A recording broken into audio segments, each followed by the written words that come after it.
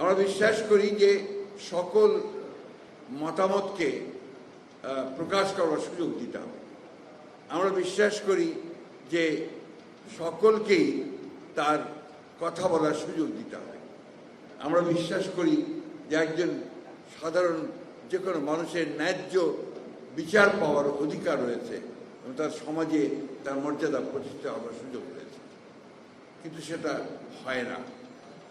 কারণ আমাদের বিশেষ করে আমাদের বাংলাদেশে শুধু আজকে নয়, সারা বিশ্বেই বোধহয় এই প্রবণতা দেখা দিয়েছে যে লিবারেল ডেমোক্রেসিকে এখন নিচে নেমে যেতে হচ্ছে, একটু পরাজিত হতে হচ্ছে আপনার পপুলারিজমের কাছে এবং অ্যাট দি সেম টাইম আপনার কিছুটা আপনার অথরিটেরিয়ান রেজিমগুলোর কাছে। এটা বাস্তবতা। এখন এটা কেন হচ্ছে তা গবেষকরা বিশ্লেষণ করবেন। রাজনীতিবিদ হিসেবে আমার কাছে মনে হয় যে প্রযুক্তির পরিবর্তনের সঙ্গে সঙ্গে, টেকনোলজির পরিবর্তনের সঙ্গে সঙ্গে আপনার বোধহয় মানুষের মন মানসিকতা সব কিছু আস্তে আস্তে বদলায়। সে বদলানোর ফলে এমন একটা সময় আসে যখন দেখা যায় যে তখন যে রাজনৈতিক কাঠামো আছে সেই কাঠামোটা পরিবর্তন ছাড়া ওই রাষ্ট্রকে ধরে রাখা কঠিন হয়। আমি কিছুদিন আগে চীনে গিয়েছিলাম। আপনারা সবাই দেখেছেন, পত্রপত্রিকা রিপোর্টও করেছেন। অনেক একটা বড় দল নিয়ে গিয়েছিলাম আমাদের বিএনপির শীর্ষ নেতৃত্বদের নিয়ে। আমি চীনে অনেকবার গেছি।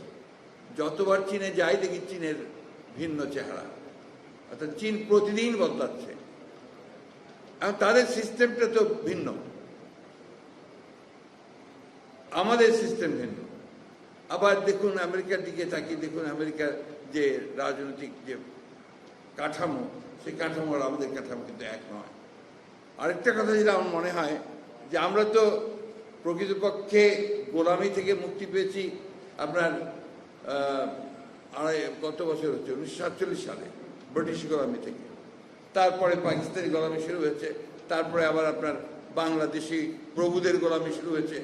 এই গোলামিতেই আছি আমরা। আপনার গোলামদের কিন্তু একটা সংকীর্ণ মন তৈরি হয়, কিছুতেই আপনার খুব বেশি বড় করে দেখার সুযোগ হয় না।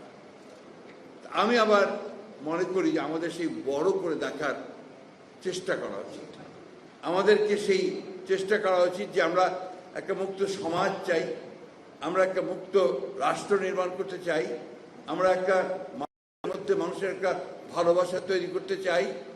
আজকে যে কথাগুলো আমার বোন এখানে, আমি আশুলিয়াতে গিয়েছিলাম।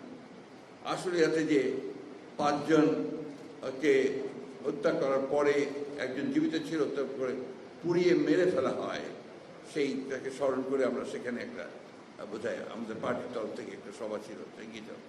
সেখানেও এক মা তার 14 মাসের এক শিশুকে কোলে নিয়ে তিনি কথা বলছেন যে আমার স্বামীকে এখানে মেরে ফেলা হয়েছে এবং তাকে পুড়িয়ে মেরে ফেলা হয়েছে। আমি এখন পথে পথে ঘুরছি, আমি জানি না এই শিশুকে নিয়ে আমি এখন কি করে বাঁচব। আজকে যখন বোন কথা বলছিলেন, আমার তখন নিজের মধ্যে প্রশ্ন আসছিল যে আসলে রাষ্ট্রটা কি, রাষ্ট্র কার জন্যে? যারা এখন দায়িত্বে আছে রাষ্ট্র পরিচালনার, তারা এই 1 বছরেও কি এদের খুঁজে পেলেন না? তারা 1 বছরেও কি এই মানুষগুলো যারা এই দেশকে পরিবর্তনের জন্য প্রাণ দিল, রক্ত দিল, তাদের জন্যে একটা তালিকা তৈরি করে সঠিকভাবে তাদের পুনর্বাসনের কোনো ব্যবস্থা করতে পারলেন না? আমি জানি না। এখন কিছু বললেই আমার 2 জন বন্ধু বান্ধব আছেন সরকারের মধ্যে, তারা আমাকে বলেন যে তোমরা তো সবসময় আমাদেরকে আক্রমণ করছো। আর আক্রমণ কখন করা হয়?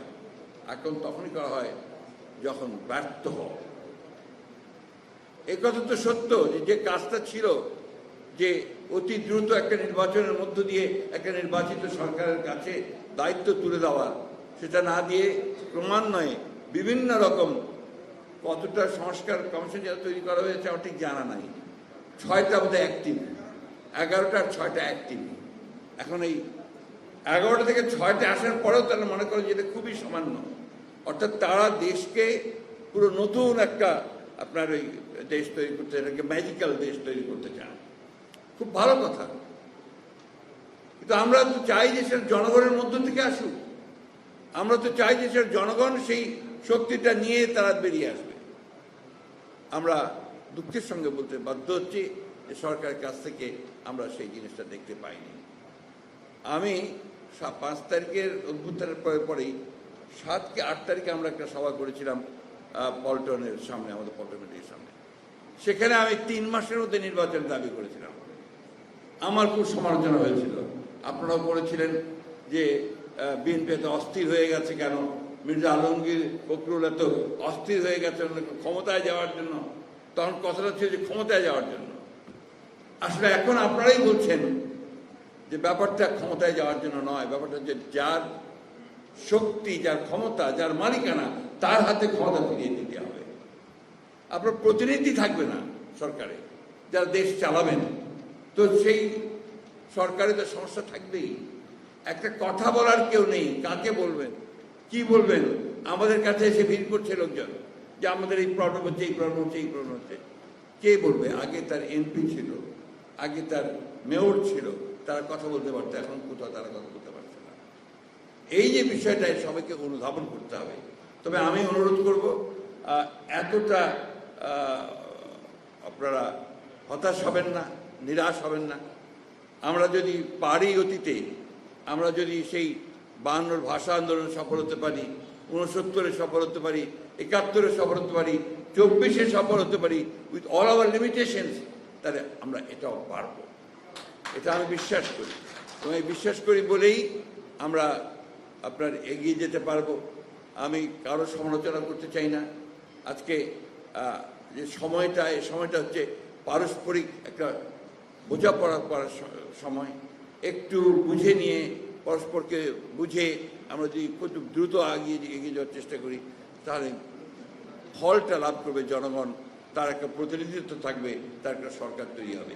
এটাতে যে সব শোনা হয়ে যাবে, সব কিছু আপনার সমস্যাগুলো মিটে যাবে তা না, কিন্তু একটা রাস্তা তৈরি হবে, যে রাস্তার মধ্যে দিয়ে আমরা আমাদের কথাগুলো, জনগণের কথাগুলো সেই সরকারের কাছে পৌঁছাতে পারবে। সেই জায়গাটাতে আমরা যেতে চাই।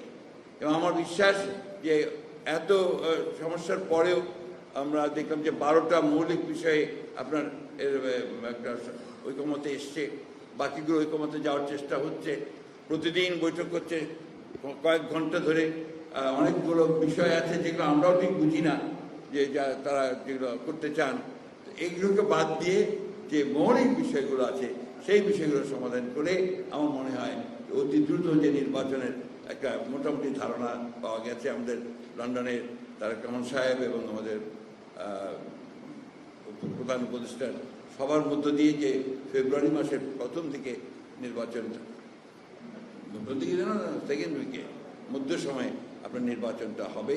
আমার মনে হয় যে সেটা হলেই বোধহয় অনেক সমস্যা, অনেক আপনার আমাদের দ্বিধা, সেই দ্বিধা কাটিয়ে আমরা একটা জায়গায় পৌঁছতে পারবো।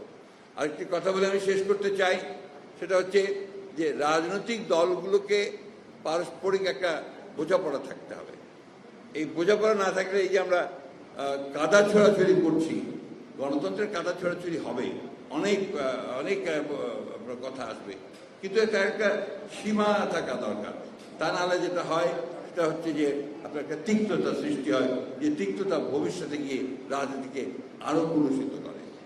আসুন আমরা আজকের যে উদ্যোগ প্রেস ক্লাবের, আমি সেটাকে স্বাগত জানাই, এবং আমি আপনাদেরকে ধন্যবাদ এই জন্য জানাতে চাই যে আমাকে তারা আবার একটা সুযোগ করে দিয়েছেন আপনাদের মাঝে আসার জন্যে।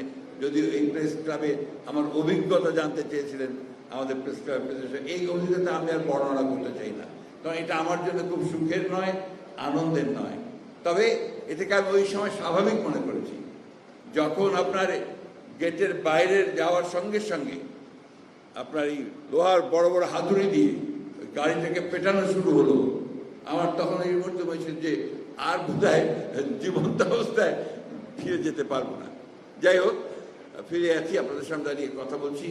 আমরা যারা গুটিগত সৌভাগ্যবান, যারা আমরা এখনো বেঁচে আছি, কথা বলার সুযোগ পাচ্ছি, আমাদের দায়িত্ব হচ্ছে এই যে আমার বোন কথা বলেন, ওনার কান্নাটাকে আমরা কি করে বন্ধ করতে পারি। আমরা সেই শিশুটিকে আমরা কথা বলতে, উনি ছবি দেখালেন, আপনার আমাদের যে শহীদ হয়ে গেছে। আরেকটা ছোট ছেলে কালকে আমার কাছে এসে হঠাৎ করে এসে আমাকে জড়িয়ে ধরেছে, ওর বয়স 6-7 বছর হবে। বলছে আমার মাথাটা না, খুলিটা নেই, খুলিটা প্লাস্টিকের, অর্থাৎ গুলিতে তার মাথার খুলি চলে গিয়েছিল। পরে ডাক্তার সাহেবরা সেটাকে প্লাস্টিক দিয়ে আর্টিফিশিয়াল খুলি তৈরি করে লাগিয়ে দিয়েছে। এর চেয়ে বড় ত্যাগ আর কি হতে পারে? আমি আসলে ওই জন্যই মাঝে মাঝে একটু ইমোশনাল হয়ে পড়ি। এটার প্রাইস যেটা আমরা পে করেছি, এর যদি আমরা সঠিকভাবে দাঁড়াতে না পারি তাদের সামনে, ওই শিশুদের সামনে, আমার বোনের সামনে, মায়ের সামনে, তাহলে আমরা এই জাতির সঙ্গে নিঃসন্দেহে একটা বড় প্রতারণা করব। আমি আশা করব সেই পথে আমাদেরকে যেতে হবে না। আমরা নিঃসন্দেহে আমরা সামনের দিকে একটা সুন্দর বাংলাদেশের দিকে এগিয়ে যেতে পারবো। এই আশা নিয়ে আপনাদেরকে আবার ধন্যবাদ জানিয়ে বক্তব্য শেষ করছি।